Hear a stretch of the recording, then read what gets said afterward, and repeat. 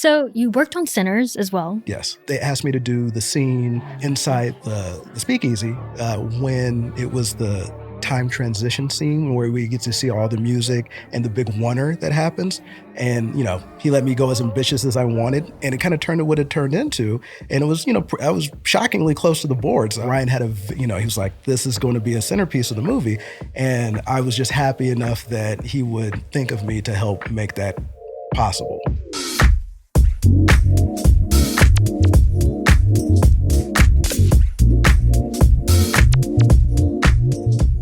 You're watching and listening to In Proximity. I'm Paola Mardo, and today we're talking Eyes of Wakanda and Sinners. Todd Harris is the creator, director, and showrunner of Eyes of Wakanda, produced by Marvel TV, Marvel Animation, and Proximity Media. Eyes of Wakanda is a new action-adventure series now playing on Disney Plus that follows the adventures of brave Wakandan warriors throughout history. In this globe-trotting adventure, the heroes must carry out dangerous missions to retrieve vibranium artifacts from the enemies of Wakanda. He's also a storyboard artist known for designing action sequences for some of the biggest movies in the world, like Avengers, THOR RAGNAROK, John Wick, Deadpool, Spider-Man, Black Panther, and Sinners. On this episode, he talks about what it was like to work with Proximity founder and Sinners writer, director, and producer Ryan Coogler on designing that iconic music montage sequence, and what a storyboard artist does, the work behind creating storyboards for a film, and finally, what it was like to pitch Eyes of Wakanda to Kevin Feige and Ryan Coogler, and eventually direct it and showrun it as well. Here's my conversation with Todd Harris. Todd Harris, welcome to In Proximity. Thank you. I appreciate it. Thanks for being here. Excited to talk to you about your show and so many other parts of your work. But before we start, you said you watched some episodes, so maybe you know what's about to happen. We have a surprise voice memo question. Good God. From someone you may know, I think. So I'll play the question, you'll find out who it is, and you will answer it. You ready? Let's do it. Okay. Hey Todd, how's it going? Congrats on being a guest on the Cool Proximity podcast. Just want to say, it's been such a privilege to collaborate with you over these years. We met on THOR RAGNAROK, where you created some of the greatest storyboards I've ever seen in my life. And we've been working together through Eyes of Wakanda, and hopefully we get to work on many more things together. So my question for you is, every great director has that one piece of advice that lights the way for them early on. What's yours, or what was yours, and what torch would you pass on to young filmmakers following in your footsteps? Okay. Well, Brad always asking the good questions. If you don't recognize that voice, that's Brad Winderbaum. He was the guy who, I guess, invited me into the Marvel family. I started working with him on THOR RAGNAROK, like you mentioned, and we had a blast. That was like making a movie with all your college buddies. Nice. Do you guys go to college? No, not at all. Oh, okay. But it was that camaraderie. Sometimes you just, you guys, some people just get in a car, go on a road trip, and like, oh, we all like the same music, and you have a blast. And that's kind of how THOR RAGNAROK with me and Taika and Brad, and it was just big fun. And it had all my favorite things, lots of laughs and lots of punching. So Love it. advice I would give. Now, it's interesting because now we're in an era where people come up wanting to be that thing. I want to be an artist. I want to be a storyboard artist. I want to be a director. I want to be, name it. I want to be a hairdresser. I want to be a lawyer. All of that stuff. I would stress kind of doing different things. If you're going to work in movies, try to work above the line, below the above the line is always difficult, but in many departments, touch as many departments as you can. So if your goal is to eventually direct, you are aware of what you're asking the people who work for you. And so, because you want to create an environment that you would like to work under. And so being informed about what you ask of people and what people's duties are, what their tasks are, and, how they contribute, so you don't ask the impossible on a regular basis, and you're not, and you don't, you want to respect everybody's expertise.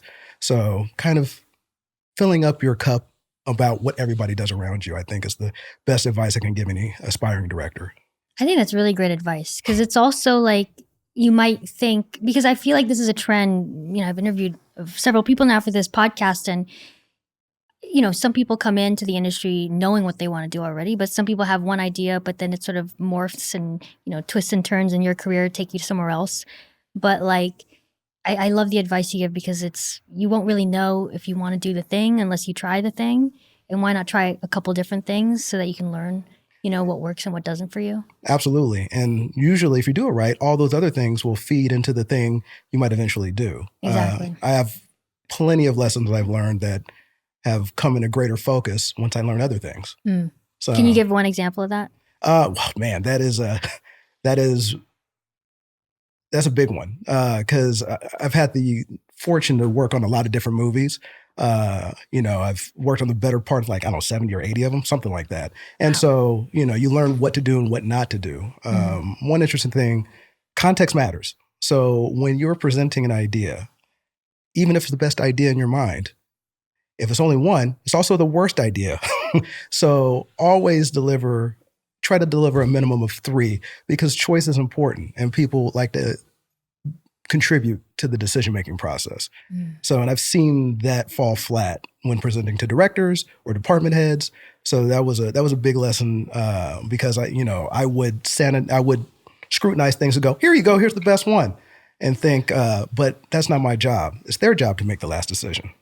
So it's my job to give them informed choices. Yeah. So I like that. And there's also like the order of which you present the ideas. Do you pick present your best idea first or last? Or I don't know if you have like a strategy for that, for presenting.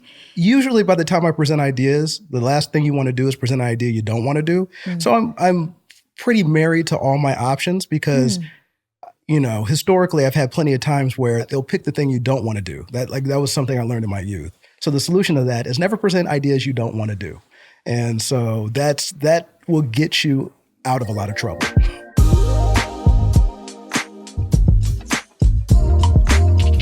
Well, before we jump into your directing career, or that part of your career, what is a storyboard artist for someone who doesn't know, and how did you get into this job? One thing becoming a storyboard artist is you do a lot of explaining of what a storyboard artist does, because it's kind of a limited shelf life. They're in between the script and the final product. So between those 2 points, it's an extremely valuable tool. And so it's, in the simplest way to explain it is in practical sense, it helps limit the amount of explaining you have to do about a script, because 10 people can read a script and 10 people have different ideas of what that script looks like. But if you have an image you can point to, then the conversation gets a lot more direct. So it's the first visual substantiation of the script, because language by definition is abstract. And so knowing that 3 people in front of a car on a city street that's not busy, everyone can see that. And now we can budget it. We can talk about casting. We can talk about camera and all these different things. So it clarifies the conversation about things before everyone's roaming the streets and trying to find a location to shoot at. So that's the best way to explain storyboards. That's awesome. So how did you end up in this line of work?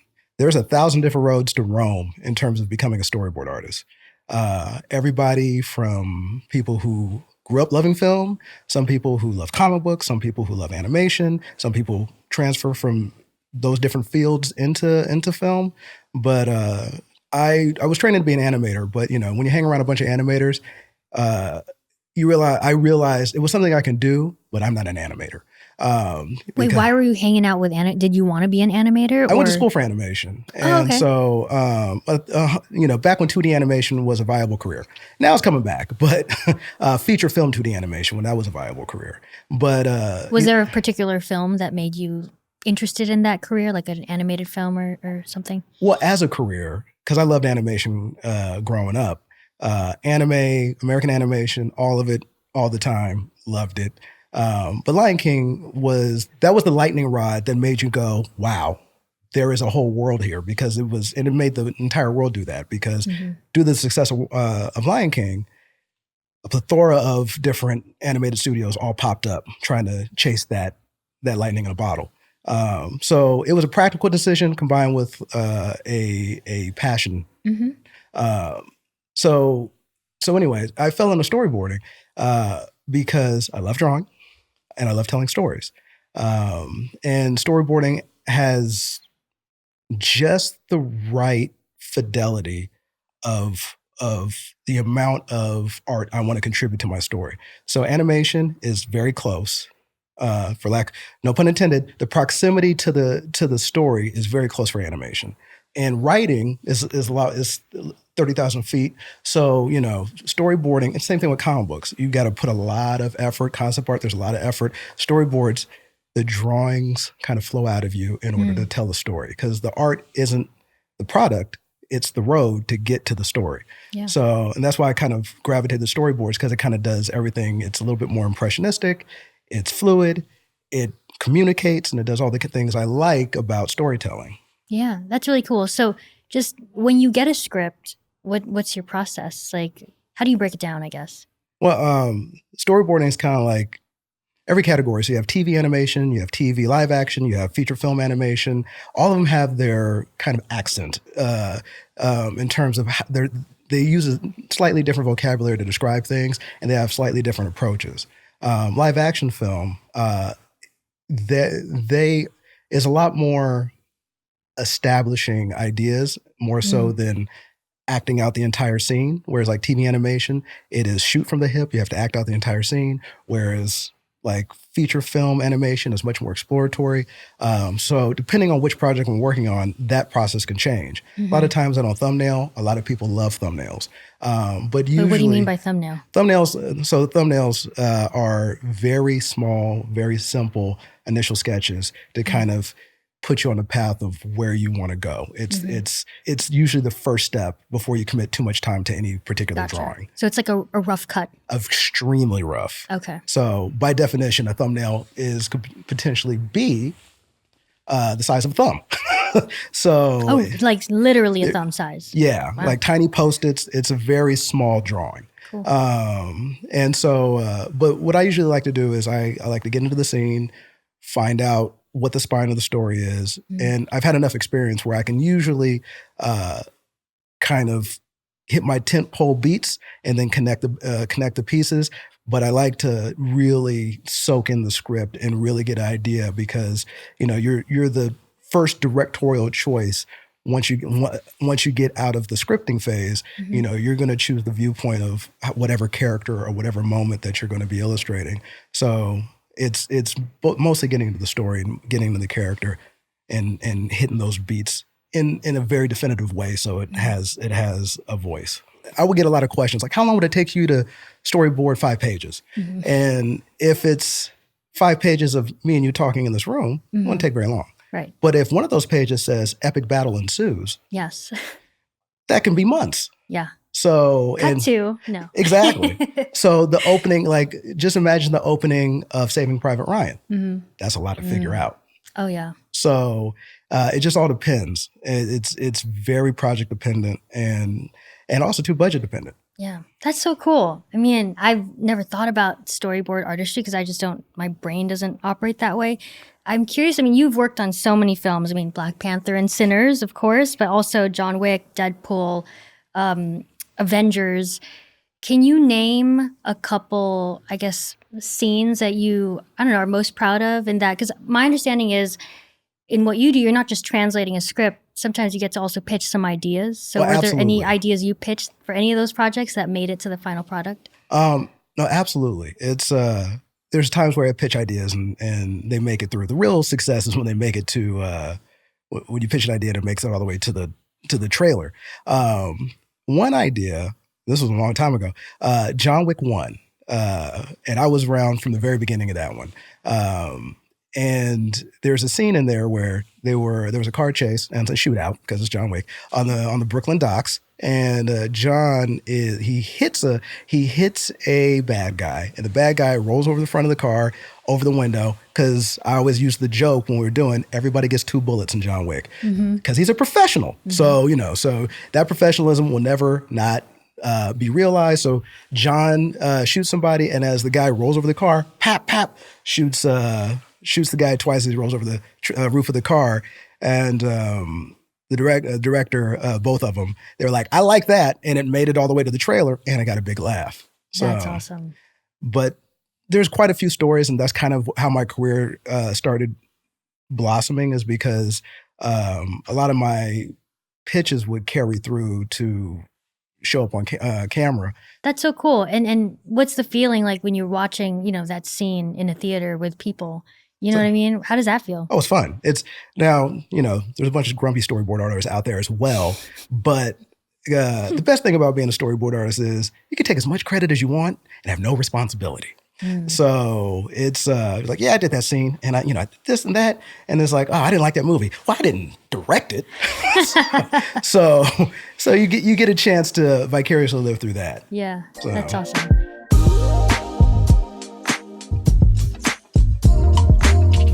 So you worked on Sinners as well. Yes. Can you share a little bit? Because I actually didn't know that until we first met, because you talked about it. I was like, what? Why did I know this? So can you talk a little bit about what was your role on Sinners, and what was the scene? Or I wish it was bigger.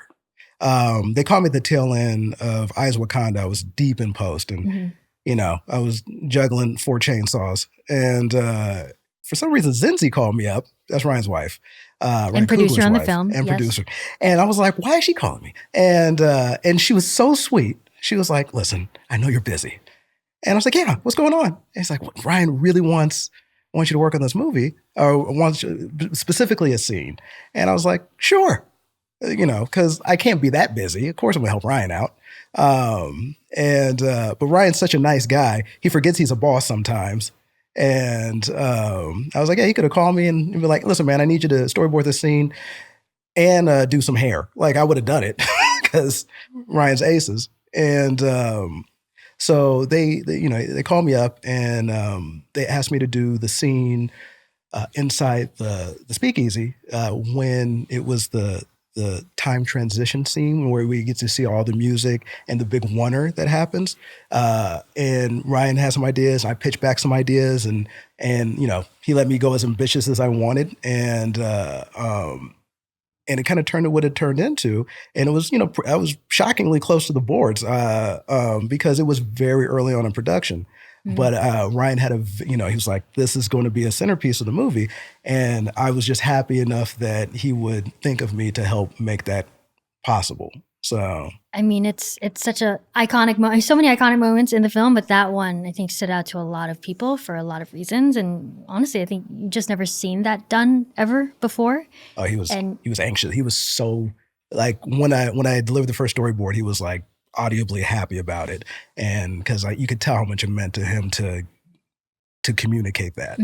So yeah, can you talk a little bit about like the ideas you guys are pitching, or what were the conversations and how to choreograph or draw it out, I guess? Well, that's that's the illusion of language, because you can be abstract, and the thought experiment in your head is crystal clear. But once you start to put it on paper, the parts of your imagination that kind of propped it up quickly fall apart. And so I'm the first one to deal with, what's falling through the cracks. And so I try to solve the problem as much as I can, send it over to Ryan, and I'm like, listen, man, this is my stab at it. I was able to because also knowing your director's taste is a big part of it too, because you're an extension of that taste. So kind of absorbing Ryan's pitch and contributing to it in a way that I thought forwarded his agenda in terms of what he wanted to communicate was that's kind of what I led with. And I got pretty close to the mark. Yeah. And it was a lot of high fives and, could we do this and that? And I'm like, yeah, no problem. And, and by the end of it, it only took like maybe 2 or 3 passes, and we were off to the races. Did he tell you like specifically what to include? Because there's so many kinds of music genres, and you know what I mean, through history. Some of them were in there. Yeah. I like to keep everything I do as simple as possible. So I draw like a really broad brush to give it more of an impressionistic, lots of shadows, and shapes and strong composition. One of the things, because you can play with it more, is foreground, middle ground, background when you're just using pen and ink. So like having a B-boy kind of pass in the foreground on top of a bar, have things and wash past lights, and trying to find ways to keep that camera involved in the abstractness of the sequence. So that was the big thing about it. So because also a continuous camera is very hard to communicate in static drawings. So and for their purposes, I gave them a little animatic. I gave them boards you can print out, and I gave them click-throughs you can click through so you can control the time. That's awesome. That's awesome. I remember seeing the iPhone rehearsals where they shot it with an iPhone. Oh, that was great. And yeah, so cool to see the transition of that and what it ended up being. Well, you talked about a storyboard artist, you know, you want to also be an extension of the director's taste. You had worked with Ryan on Black Panther. And Black Panther, Wakanda Forever? Yeah, I worked on both of them. Ironically enough, I was never able to work full time on them because when I met Ryan, it was a long walk. But no, share some of the lore. How'd you guys meet, and what was it like to work with each other for the first time? Well, I got called on to Avengers: Infinity War, and I was like, oh man, I want to work on Black Panther, and and so I was on Avengers, but I just realized that. I was like, I think every Black person in Hollywood was working on Black Panther. I think they're full. And so... you were FOMO. You were like, where's my call? But I was working on Avengers, and Kevin was like, I think Taika helped them out. And so I got called to help out, and they were doing reshoots. So it was a very interesting experience. I went over there, and the first thing they did is they slapped me in the editorial room and said, hey, you watch this cut of Black Panther and give us your thoughts. And so I'm like, okay. I hadn't even met Ryan at that point. So they were interested in ideas that would help them out. So some of the sequences I worked on were the last battle sequence in, there was a last battle sequence in Wakanda where like the rhinos came out, the THOR were doing Dora stuff, Jabari doing Jabari stuff. I'm seeing it all happen right now. Black Panther's doing Black Panther stuff. Yeah. And I was pitching different ways to use vibranium, which I still got in my back pocket. Yep. Really that, and then also too, there were some post-credit scenes that I did where he goes to Oakland. So I did those. And I remember when I met Ryan, the thing I appreciated most about him was he's such a film academic. Like he has such a studied sense of how to block out a scene and accomplish it. So, because as I'm boarding, he's like, all right, he's putting the cameras here, do that. All right, can we move the shot over this way? And so, because he's constantly thinking about not only themes he's pursuing, but achievability. So, which you got to be really aware of once you're doing additional photography. Yeah. So. Very cool.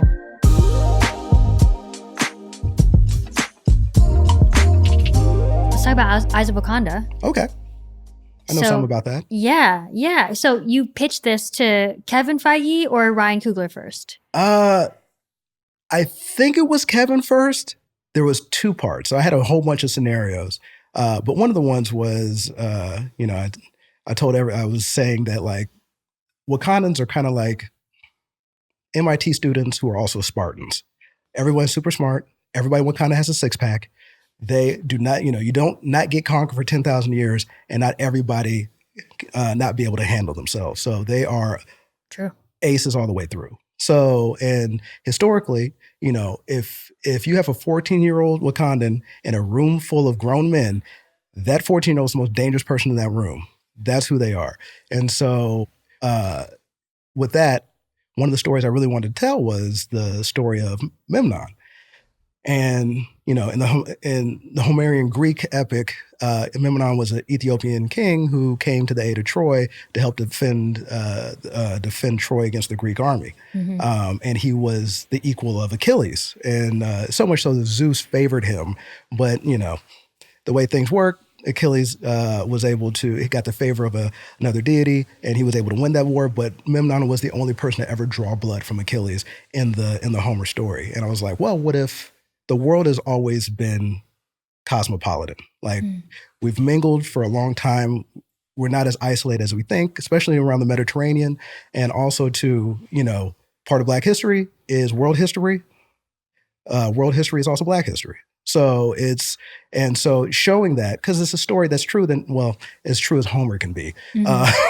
But but I thought those kind of interesting looks on where Wakandans intersected with history, familiar or unfamiliar, I thought was the place I really wanted to go, because those are things that interest me. Yeah, I think you said that the show is real history meets Wakandans. Yes. Was that part of your early pitch for this? Yeah, there was a couple other scenarios that didn't quite make it into the final product, but the Homerian epic one was a big one. Yeah. So it's interesting you bring up Memnon, because when the show came out, I think people thought it was Agamemnon, like the Greek character. Yes. But he was an Ethiopian king. Yes. So yeah, I like that the show sort of decentered history from Western history and showed this other side to it.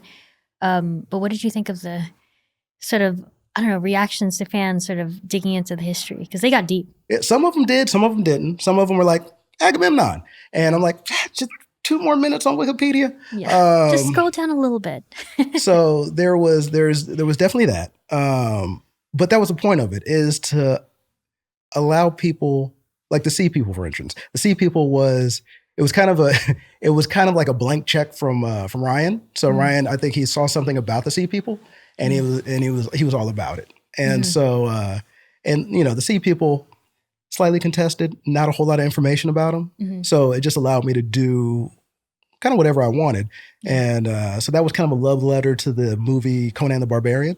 Thulsa Doom, big shout out to James Earl Jones, was an inspiration for the Lion. Oh, wow. So, because he was a character who was like from a much older race, like Atlanteans in Conan, and he ruled over, like a deity, a bunch of ancient humans. So that's kind of like the idea behind that. So kind of translating the Sea People from that lore, from the Hyperborean lore of Conan to Wakandan lore, was the kind of interesting thing for me in the show. And you had worked with Marvel for how long at that? Like, how many years before you started Eyes of Wakanda?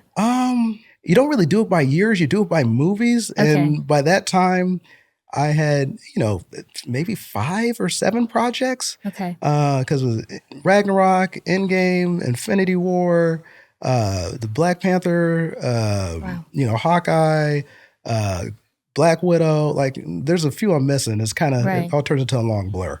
Yeah. So, but I guess I bring this up because, you came up and came through this Marvel system and really the storyboard artist career, focusing on storyboard artistry, right? And so what was that transition to director like for you? Being a board artist is kind of like being a director with no responsibility. But I've been fortunate enough to be mentored by a lot of really amazing directors. Some people who went from being stunt coordinators to directors, and seeing that career and helping them get that career get off the ground. And I've seen people who couldn't get arrested by Hollywood all of a sudden turn into rock stars. So and being part of that process, and old school Hollywood directors, and so I've been able to see how that soup gets churned, and so there's no clear transition. There's no, being a storyboarder, especially for feature films, live action feature films, you kind of show up and you are who you are. It's and it's weird because you get a chance to work very close to the main mechanisms of the machine: the director, the producer, the stunt choreographer, the cinematographer, like all the second unit guys, like all of those people. You're kind of in the room with them, but as a storyboard artist, it's like being in a large vehicle with someone.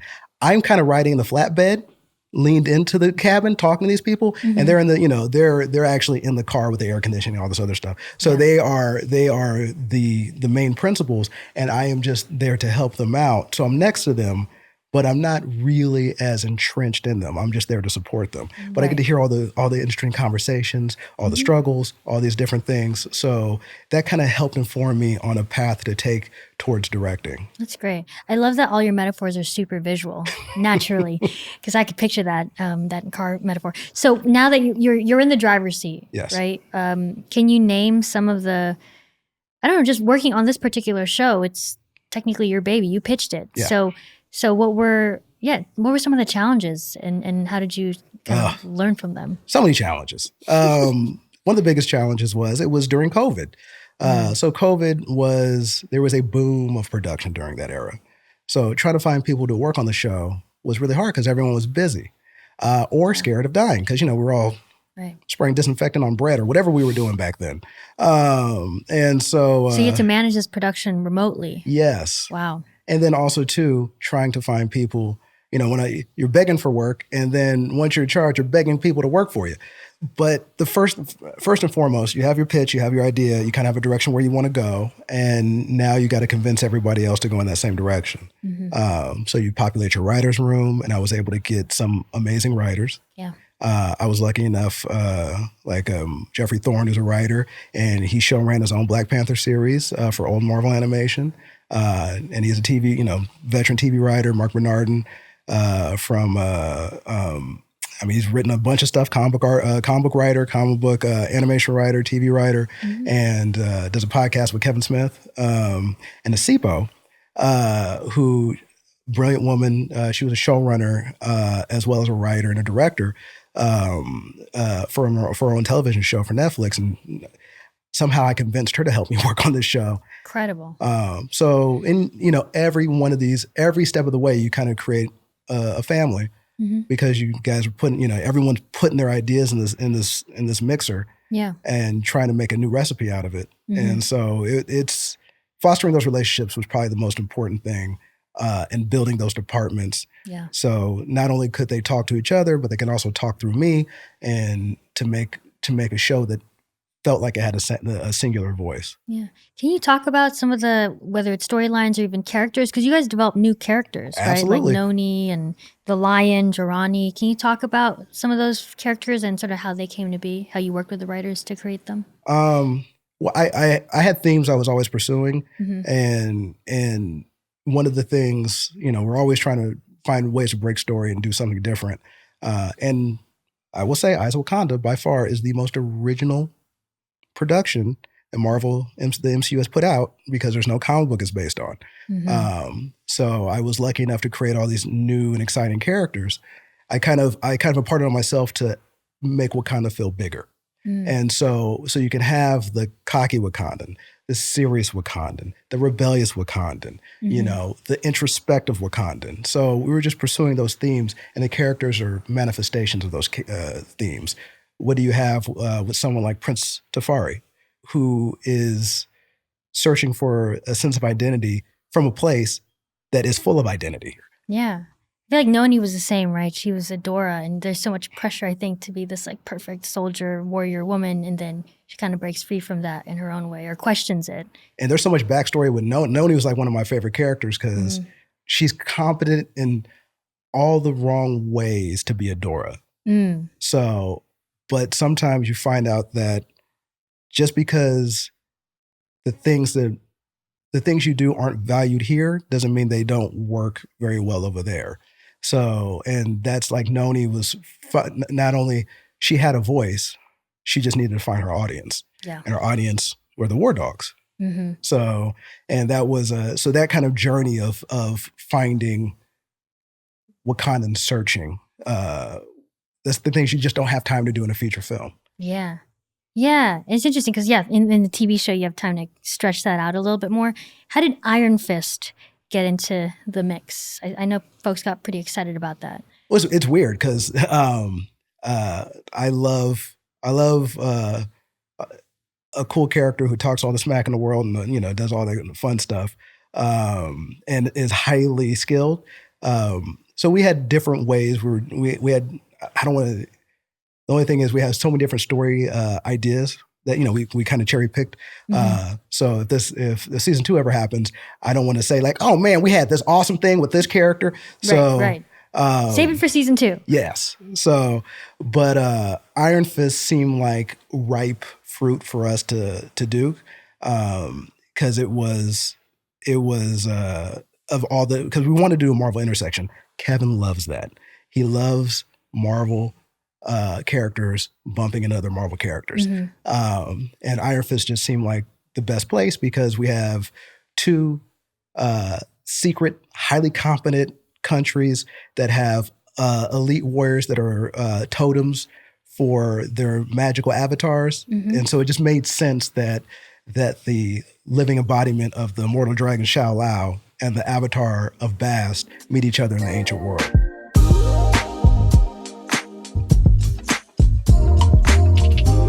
All right, so now's the part of the show where we start to talk a little bit about your process, and we ask guests to bring visual examples of this. So you brought physical items. Can you share what they are? And also for the listeners, if you just say what it is and describe it a little bit.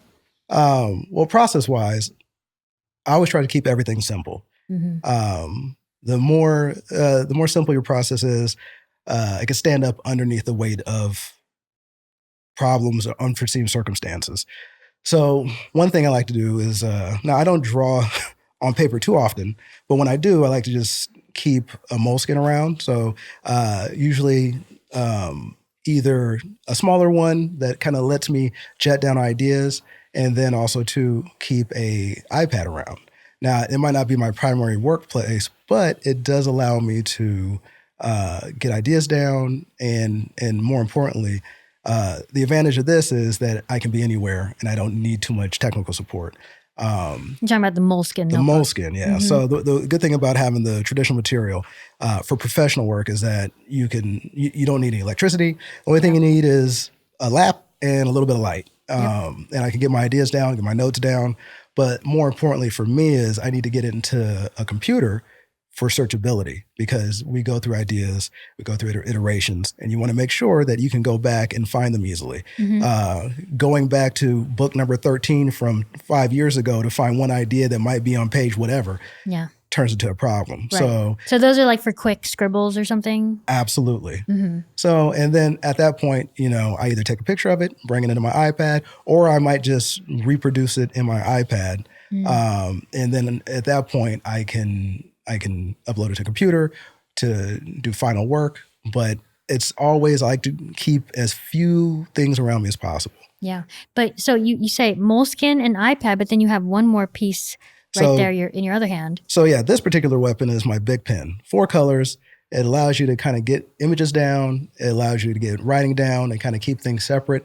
You can prioritize by color, not only shape. So, and it's an easy tool that is, I can carry it around, and it has a bunch of versatility.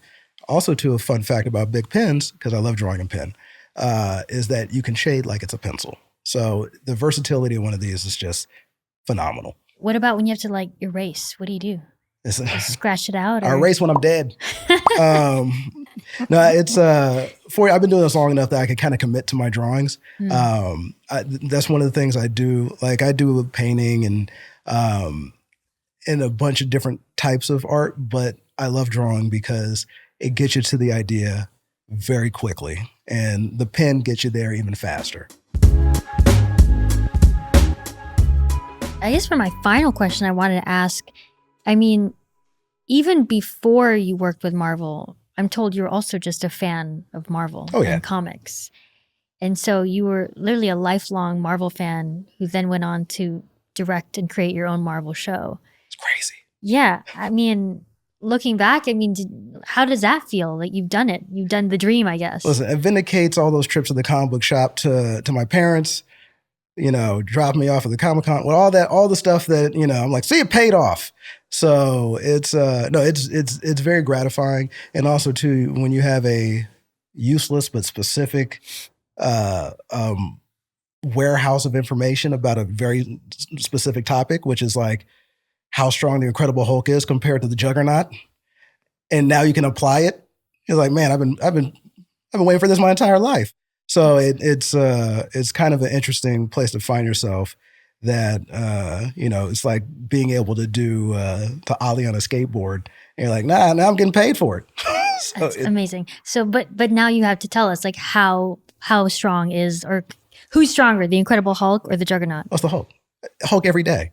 Look, Juggernaut is no slouch, but by definition, the Hulk's strength is unlimited. Because I was going to ask, is there anyone stronger than him? There might be people more powerful than him. Like Thor's more powerful than the Hulk, but he's not stronger than the Hulk. But physical strength, it's the Hulk. No. If there's going to be a bench pressing contest, you better bring a lunch. Oh, yeah. Oh, man. And what keeps you, because you still work with Marvel. Yes. what keeps you coming back and still working on Marvel stories? What keeps you excited and motivated? Well, one, they invite me, which is like, I don't know how I convinced them to do that. Yeah. And two, it's kind of like, what's fun about cake? The good thing about Marvel is it has so many different flavors of chocolate that you'll always find some place you'd like to be in. And ironically enough, now I haven't read every comic book there's ever been made, but the comic books that I tend to like and Marvel tend to adapt, we kind of agree on. And it was an unwritten agreement that just kind of happened. I'm like, and so when they start pitching me ideas, I'm like, oh, you mean like that? And so it's ultimately it just comes down to like it turns out you found your tribe of people who like talking about the same thing you like. That's one thing I really appreciate about Kevin. If Kevin wasn't running Marvel Studios, he would probably be talking about who would win in a fight between RoboCop and Terminator in front of the comic book store on Wednesdays when comic books come out, like the rest of us.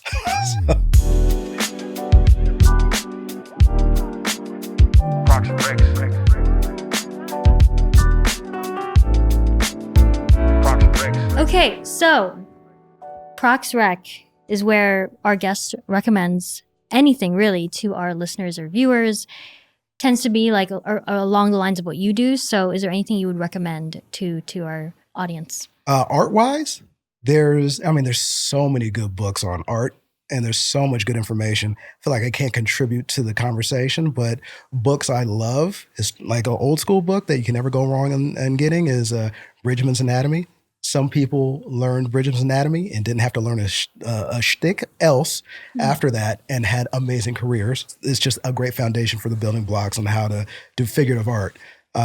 Contemporary books, I don't know these people from a can of paint. I don't get any money for this, but Tuesday Tips by Grissom Norm, great practical information for anyone who wants to get into animation storyboarding or design. It's fantastic. And for story-wise, Paul Guillot's book on Kill the Dog, which is about, ironically enough, it kind of uses the metaphor of John Wick, but it's a book on screenwriting from an actual screenwriter. So, and it's very good. So cool. Thank you, Todd, for being on In Proximity. Oh, thank you for having me. I will go off into my cave again.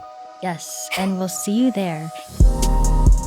In Proximity is a production of Proximity Media. The show is hosted, directed, and produced by Paola Mardo. Executive producers are Ryan Coogler, Zinzi Coogler, and Sev Ohanian. Theme song and additional music by Ludwig Göransson. Patrick Apino is our co-director and director of photography. Ken Nana is our sound designer and mix engineer. The production team includes Brittany Brown, Isabella Miller, and Alexandria Santana. Follow us on social media at Proximity Media. For transcripts and more information, head to proximitymedia.com.